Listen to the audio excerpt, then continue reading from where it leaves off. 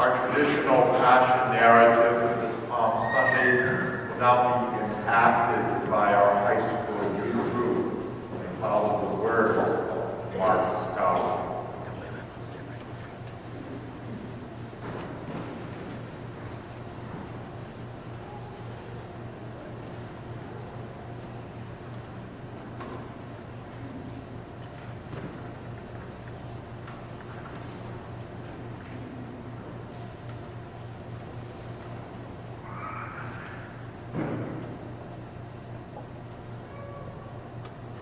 As soon as morning came, the chief priests with the elders and the scribes, that is, the whole Sanhedrin, called a council.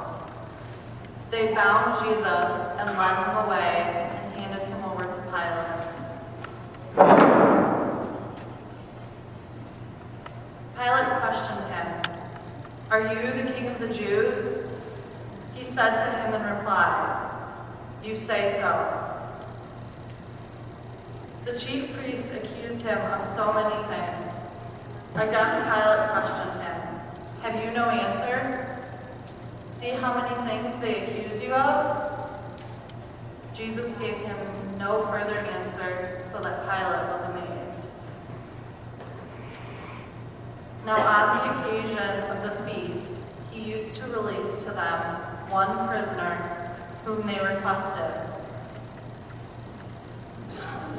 A man called Barabbas was then in prison along with the rebels who had committed murder in a rebellion.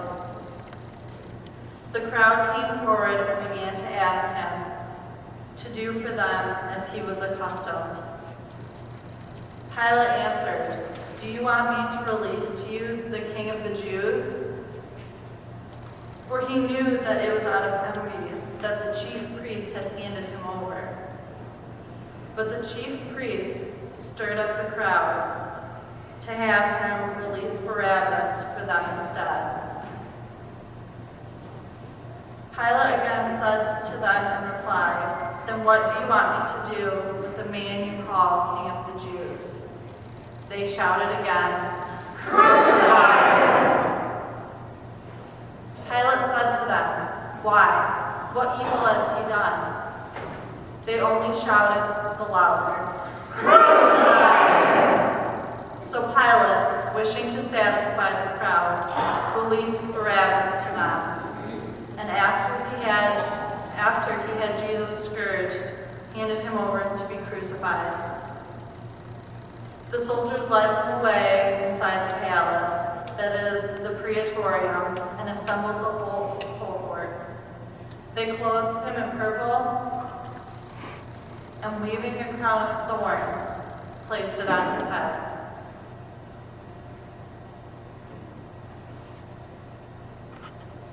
They began to salute him with, "Hail, King of the Jews!"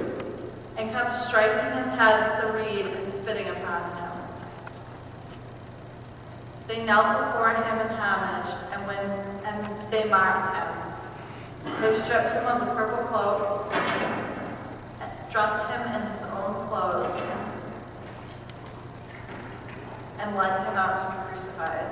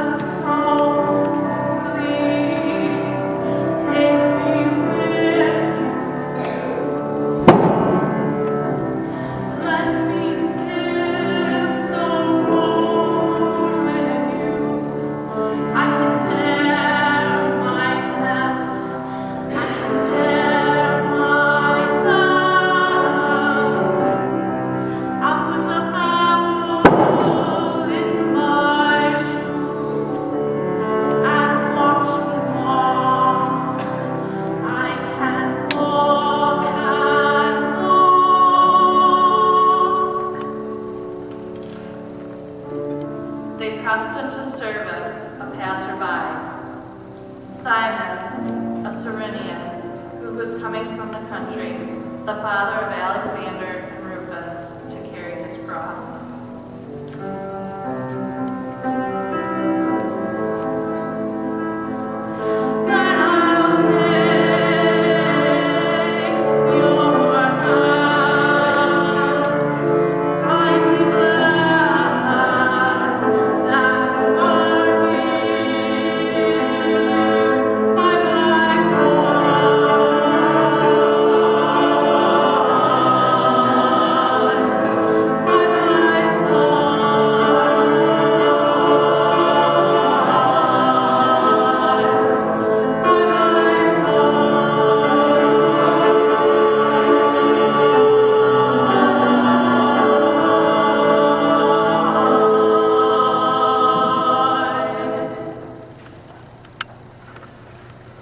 They brought him to the place of Golgotha, which is translated place of the skull. They gave him wine drugged with myrrh, but he did not take it. Then they crucified him and divided his garments by casting lots for them to see what each should take.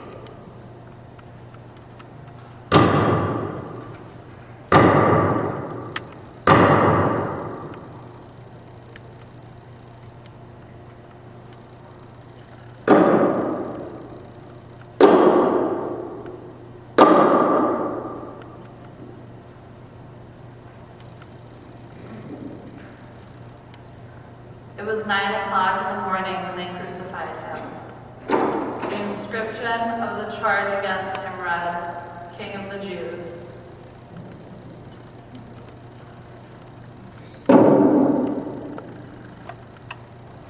With him, they crucified 2 revolutionaries, one on his right and one on his left. Those passing by reviled him, shaking their heads and saying, "Aha, you who would destroy the temple and rebuild it in 3 days, save yourself by coming down from the cross." Likewise, the chief priests with the scribes mocked him among themselves and said, "He saved others. Can he not save himself? Let the Christ, the King of Israel, come down now from the cross that we may see and believe." Those who were crucified with him also kept abusing him. At noon, a darkness came over the whole land until 3 in the afternoon. And at 3 o'clock, Jesus cried out in a loud voice, "Eloi, Eloi, lema sabachthani," which is translated, my God, why have you forsaken me?" Some of the bystanders who heard it said, "Look, he is calling Elijah." One of them ran, soaked a sponge with wine, put it on a reed, and gave it to him to drink, saying, "Wait, let us see if Elijah comes down to take him down." Jesus gave out a loud cry and breathed his last. Oh God, I'm bleeding. Oh God, I'm bleeding. Oh God, I'm bleeding.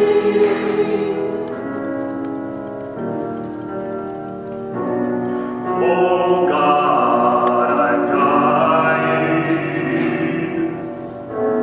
Oh God.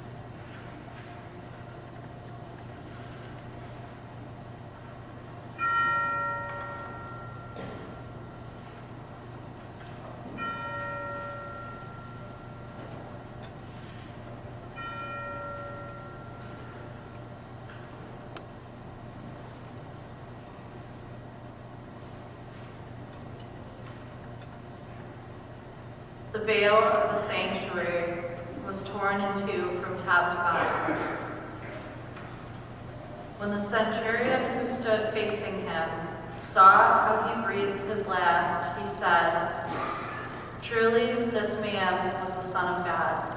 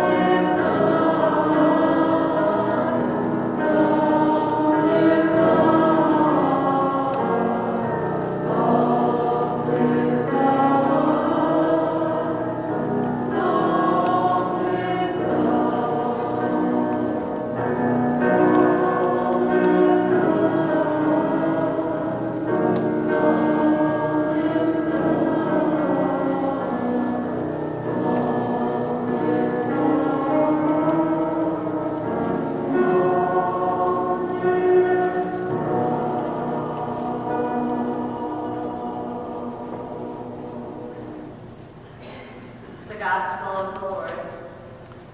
Praise to you, Lord Jesus Christ.